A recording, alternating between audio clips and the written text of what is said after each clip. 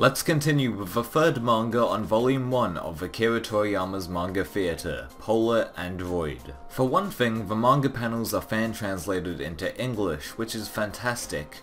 Toriyama actually created Pola and Roid for an annual manga drawing competition for Weekly Shonen Jump, which required a length of 40 to 45 pages. He only used marker to draw the panels, and he thought it was hell to do. He also thought doing a 40-page one-shot was hell to do because he was doing episodic manga instead of just a lengthy 40-page one-shot.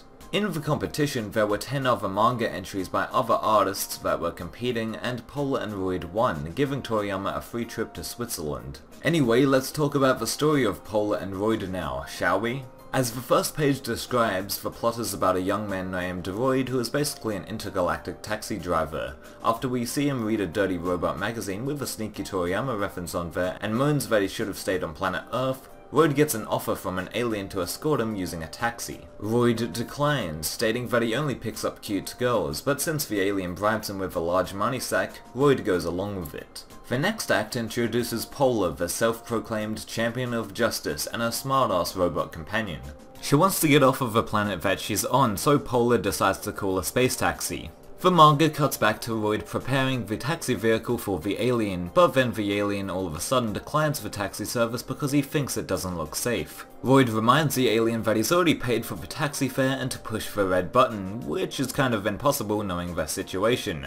As Roid is about to fly off with the alien, he gets a flirtatious call from Pola, requesting a taxi drive. Roid travels out into space without the alien and heads to the planet where Pola lives. Suddenly Roid's plane crashes due to an attack from a member of the elite Recon force, led by Emperor Gaganbo. Pola notices Roid after he gets out of the destroyed plane and seems very fond of him already. The two talk to each other as one of Gaganbo's henchmen attempts to attack Roid. He makes short work of the henchman and the two rest up for the night. The interactions between Pola and Roid are probably the best part of the whole manga, since the action is over rather quickly. Anyway, Gaganbo and his mini-army prepare to strike at Pola and Roid, but Roid uses a gun to destroy their plane. He easily overpowers the Emperor and he surrenders, giving Roid a spaceship and Pola a large sum of money. What's really cool about this is that not only does the Emperor give Roid a spaceship, but he gives him an egg that quickly forms into an insect-spaceship hybrid thing. So before they get onto the spaceship, Pola and Roid meet two apes on the planet, wanting to come with them. They accept, and while flying in space, Pola and Roid encounter space pirates, but luckily Roid read the Dr. Slump manga, so Arale shows up and she sends the pirates running back to their mothership. The pair land on Earth with the apes, and in the end screen it shows that they are actually in dinosaur times, and the apes are in fact Adam and Eve, and they're talking about how they'll make tons of children. Pola and Roid is a nice read-through by Toriyama, and probably is one of the best one-shots in Volume 1 of Akira Toriyama's manga theatre. The dynamic between Pola and Roid was interesting and reminded me a lot of Goku and Bulma with their quirks, and also Tomato Gold Detective and even Arale. The insert cameo of Arale was very short-lived, yet still an awesome novelty for hardcore Toriyama fans.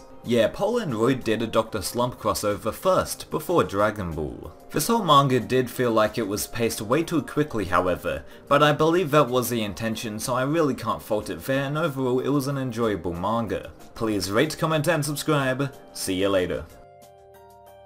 Oh, and by the way, just before I head off, there is an appearance of Pola in Dr. Slump called Sad Sad Santa, and coincidentally she's standing behind Kenta Kuraku, who is the main antagonist of Tomato Gold Detective, which was included in Akira Toriyama's Manga Theatre Volume 1 in addition to Pola and Roid. And also Pola is featuring a blue sort of hair color instead of the traditional blonde like we saw in the color page of the Pola and Roid manga. See you later.